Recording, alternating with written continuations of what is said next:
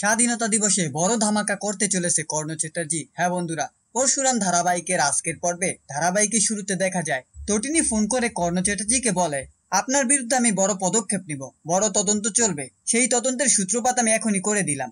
আমি আপনার কোমরে দড়ি বেঁধে টেনে হিস্ট্রে কোর্টে নিয়ে যাব।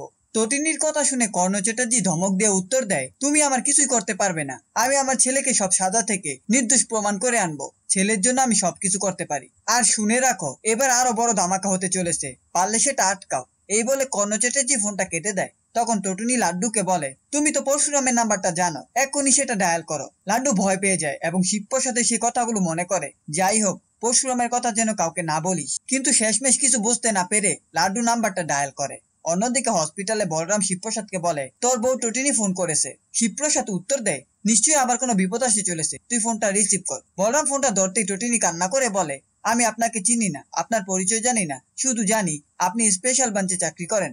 আমাদের উপর আবার বিপদ নেমে এসেছে, আমার সন্তান আর আমার উপর অনেক আঘাত আসতে পারে, দয়া করে এবারের মতো আমাদের বাঁচান। তখন বলরাম আশ্বস্ত করে বলে, আপনারা কোনো চিন্তা করবেন না, আপনাদের সম্পূর্ণ নিরাপত্তা আমরা দেব, সবসময় আমরা আপনাদের পাশে আছি। এটা বলে বলরাম ফোনটা কেটে দেয়। কিন্তু তটিনীর মনে হয় কণ্ঠস্বরটা যেন চেনা চেনা। সে ভাবে হয়তো ফোনটা স্পিকারে ছিল, পরশুরাম হয়তো সরাসরি কথা বলেনি। এরপর কর্ণ চ্যাটার্জিকে দেখা যায় স্কুলের প্রিন্সিপাল ম্যামকে ফোন করতে। সে বলে, happy independent day. Principal madam উত্তর দেয়, শুভ স্বাধীনতা দিবস। তবে বলুন তো, আপনি কেন এক সাধারণ মানুষকে শুট করলেন, কেন বাচ্চাদের উপর আঘাত আনলেন, আসলে আপনার উদ্দেশ্য কি? কর্ণ চ্যাটার্জি কিছু না বলেই ফোনটা কেটে দেয় এবং রেগে গিয়ে বলে, আমার উদ্দেশ্য জানতে চাইছে, আমি সেটা এখনই দেখিয়ে দেব।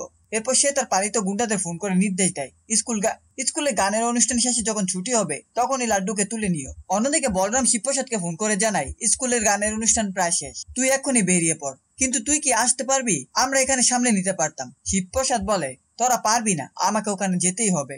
বলরাম বলে, তত রাইট সাইডে গুলি লেগেছে, ব্যথা হচ্ছে না?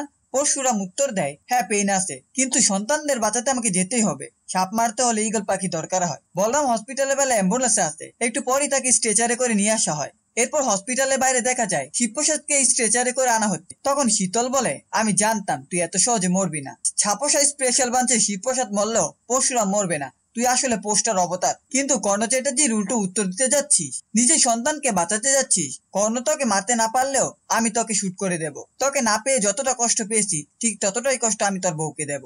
একটু পর দৃশ্যগুলো আমাদের স্কুলে দেখানো হয়। প্রিন্সিপাল ম্যাম, টিচার এবং ছাত্রছাত্রীরা সবাই মিলে স্বাধীনতার গান গায়। গান শেষ হওয়ার সঙ্গে সঙ্গে কর্ণ চ্যাটার্জির গুন্ডারা ঢুকে হট্টগোল বাঁধায় এবং লাড্ডুকে তুলে নিয়ে যায়। তখন বলরাম এগিয়ে গিয়ে গুন্ডাদের সাথে লড়াই করতে গিয়ে উল্টো তাদের হাতে মার খায়। শেষ দৃশ্যে দেখা যায় অ্যাম্বুলেন্সে করে শিবপ্রসাদ ওরূপে পরশুরাম এসে পৌঁছায়। লাড্ডুদের কিডন্যাপ করা গুন্ডাদেরকে এক একে গুলি করে মেরে ফেলে এবং লাড্ডু গিয়ে তার বাবাকে সেলুট জানায়। এরপর বলরাম এসে পরশুরামকে সেলুট জানায়। এই ছিল পরশুরাম ধারাবাহিকের আজকের আপডেট। ভিডিওটি ভালো লাগলে চ্যানেলটিকে সাবস্ক্রাইব করে পাশে থাকা বেল আইকনটি অন করে দিন এবং আপনাদের মূল্যবান কমেন্ট করতে ভুলবেন না।